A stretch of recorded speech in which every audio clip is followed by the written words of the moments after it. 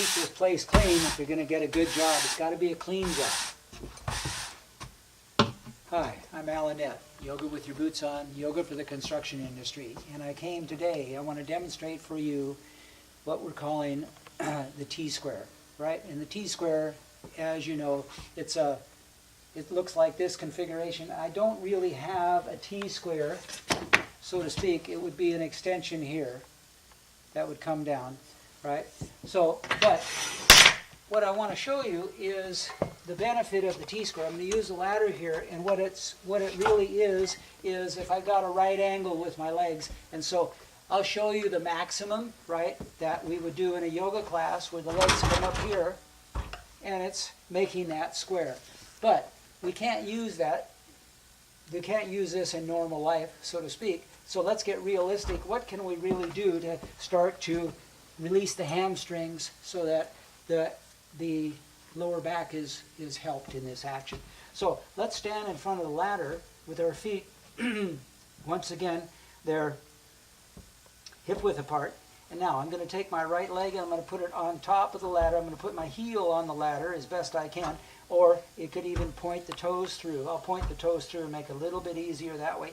And then I'm going to lean forward and I'm going to hold the ladder for my balance, right? So at no point do I want to feel like I'm about to fall over here. All right, now my standing leg has to work, the Tadasana leg, and the lifted leg has to work. So I'm going to pull the toes back towards me. I'm going to point out through the heel. I'm going to make the shin work strongly. I'm going to make the quadricep work strongly. So if I touch this quadricep, it's working. And as I'm here, I can start to feel my hamstring talking to me, the back thigh muscle. From here, now most of us will be here with a rounded back. And what I'd like you to do is, instead of working to take the leg up higher, what I want you to do is I'd like you to lift the side ribs and flatten the back. And in so doing, keeping those legs working strongly, now I'm very much getting into this hamstring, right? So watch again. So I'm exaggerating. Probably there's not very many people out there that will be this rounded, but this rounded or the legs aren't straight. So I'm going to straighten the standing leg. I'm going to straighten the leg that's lifted. And from here now, I'm going to work on slowly straightening my spine. And in straightening my spine, it forces the hips to move. And in conjunction with forcing the hips to move, it's starting to stretch the hamstring. So what you'll feel is you're going to feel that the hamstrings will actually start to burn. It'll feel like, oh my gosh, this is uncomfortable.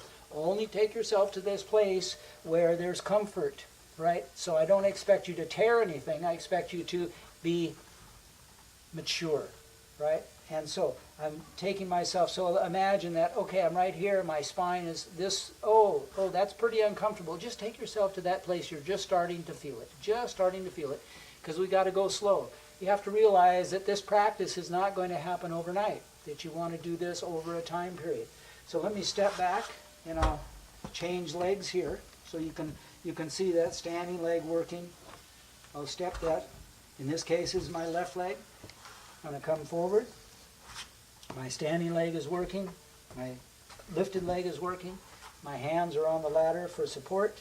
And now, from here, without that, so I'm rounding my back intentionally just to show it to you.